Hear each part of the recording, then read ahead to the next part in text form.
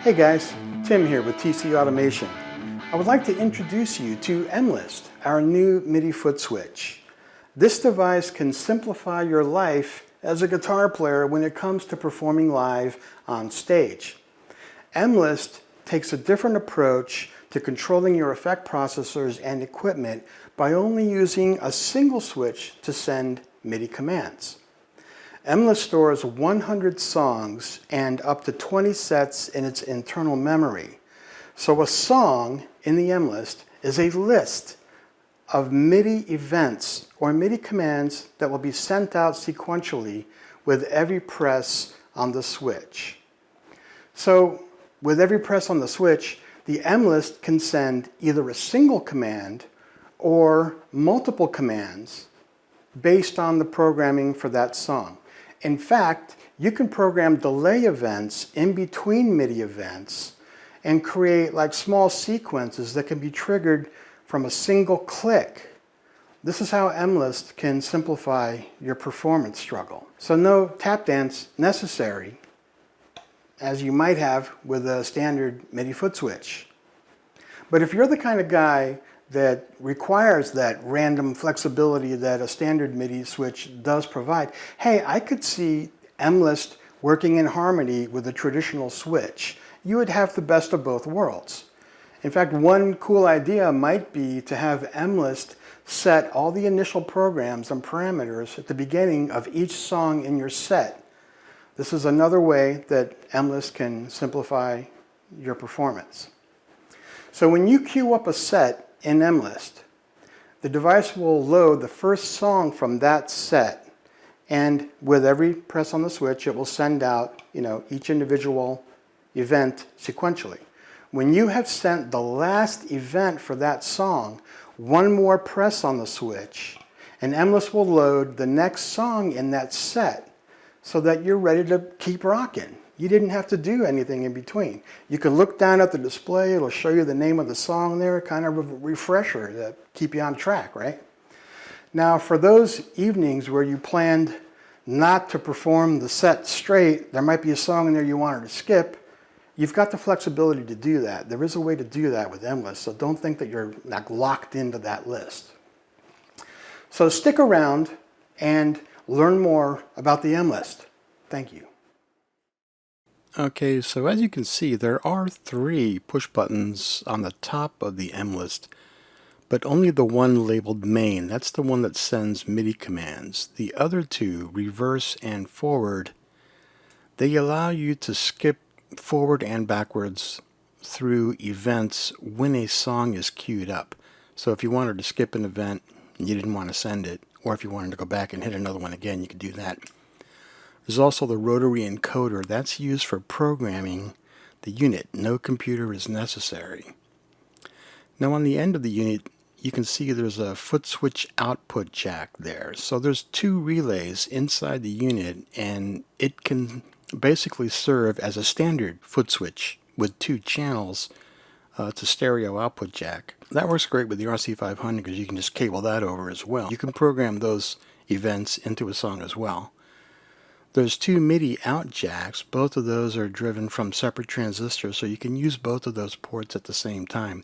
And the unit is powered by 12 volts. There are 12 volt relays inside that provide that foot switch function. So if you ran the thing on your pedal board 9 volt supply, the unit would work.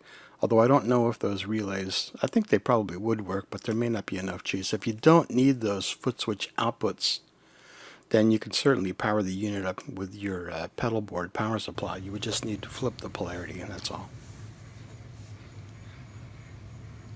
So here's a look at the menu.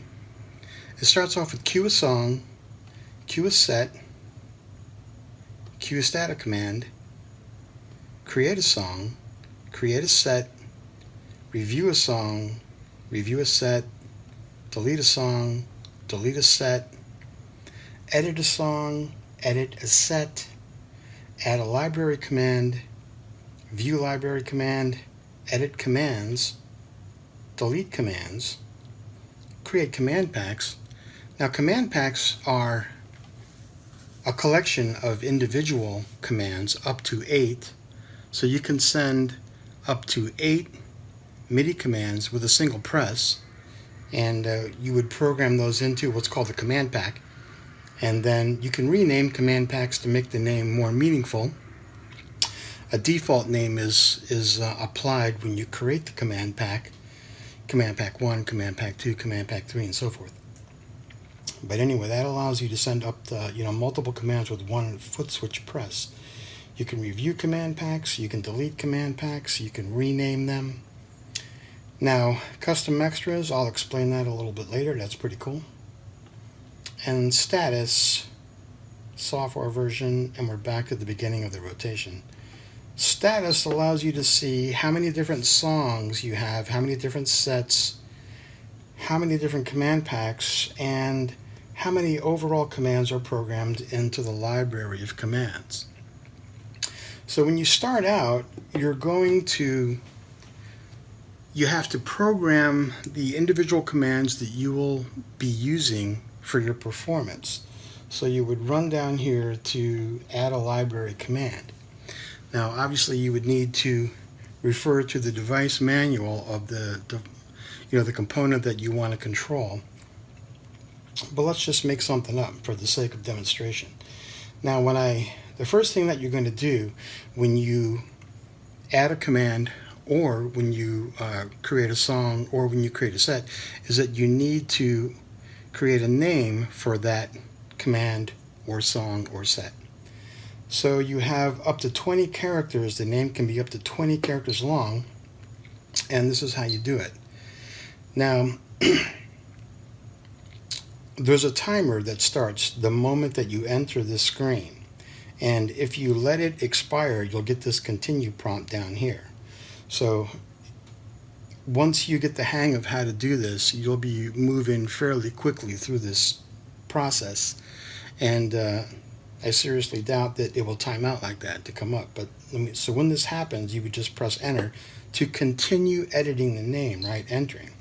So you're going to scroll to whatever character, and there's space characters located in between here, like every so often. And back before the A, you have your numbers, and then before that you have some special characters. So let's say that we wanted to name a command, and it was going to be let's say it was going to be crunch rhythm, right? You'd press the button when you get to the letter, and then you would just run down to whatever the next letter is.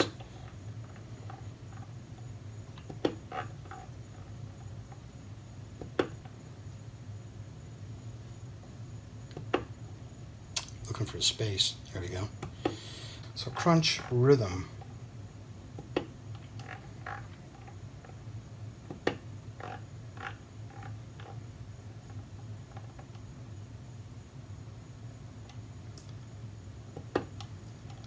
Let's see, THM.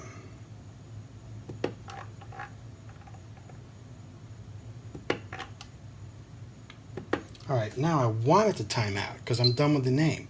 So there we are. Now you can spin the control, and you're going to see I'm finished, or I can backspace, or I can cancel the operation.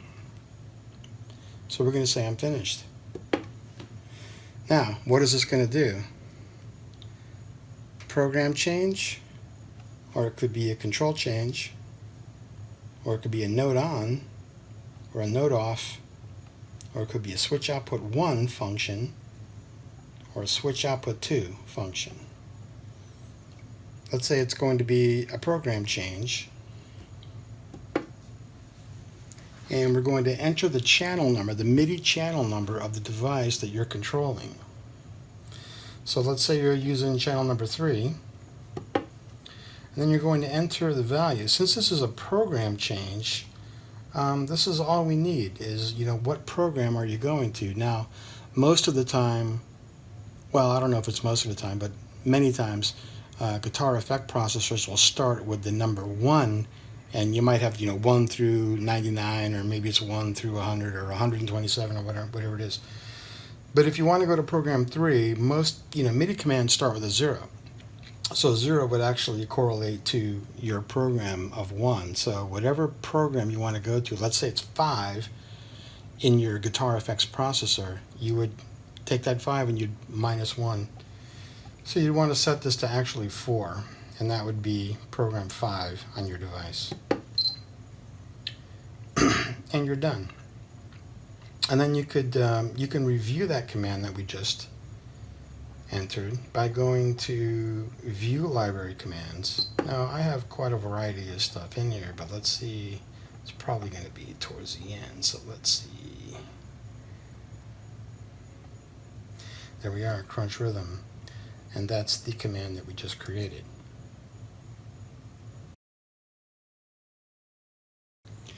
Now the next thing you might want to do is you might want to create a song.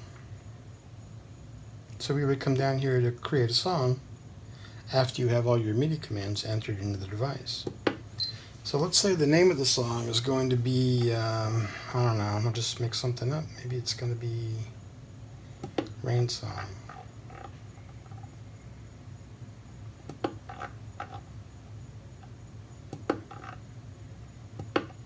Looking for a space. Let's see.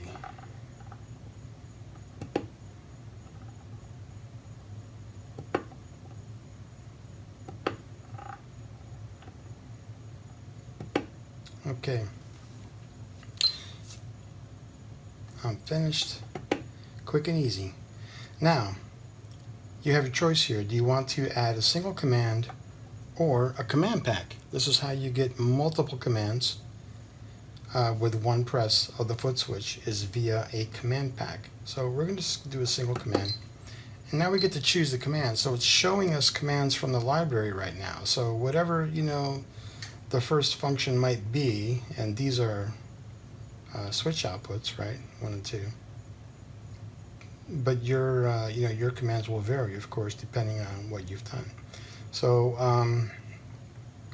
let's just say we wanted to put Katana Effects on as our first command. We would just put that in there. It confirms that you've written one command, and then now you can either add the next command or you can exit because you're finished. So assuming you want to add another command, single command, choose the command, and maybe it's going to be clean tone. You hit that and you just repeat that process over and over again until your song is complete. You can have up to 127 commands in a given song. So I'm going to exit.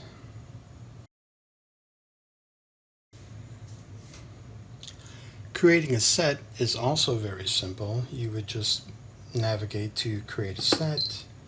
You're going to create a name for the set. Let's say it's I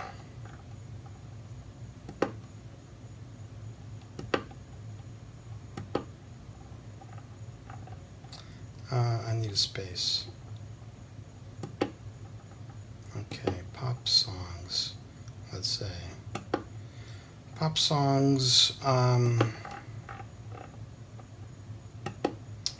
Let's see. Maybe it's going to be pop songs, and there's a space. Maybe it's going to be pop songs 1. Let it time out. I'm finished. Now you're going to choose your songs, right? So let's say Over the Rainbow, and then let's say we're going to do Rain. And then let's see, maybe it's going to be Gladiator Day. Oh, how the hell to say goodbye? Perfect. Maybe I've got just a short set. Okay, so the way you exit out of here is on the last song that you entered, you just press the button twice. When it sees that you have hit the same song twice, which normally would not occur in a set, right? That's how you exit out. And that's how you create a set. Now when you want to cue a set, you just move over to cue a set, hit that, and then you're going to select the set that you want to cue. Hey, there it is, Pop Songs 1. loading the first song, Over the Rainbow. Now your indicator lights up yellow to indicate that you're cued and you're ready to rock and roll. Now note test is actually the first event in this song because Over the Rainbow is just a test song that I threw together. So with the forward and reverse switches, you can scroll through this list if you wanted to skip a command or go back and hit a previous command. But normally the way this works is you would step on the main switch and it sends the command.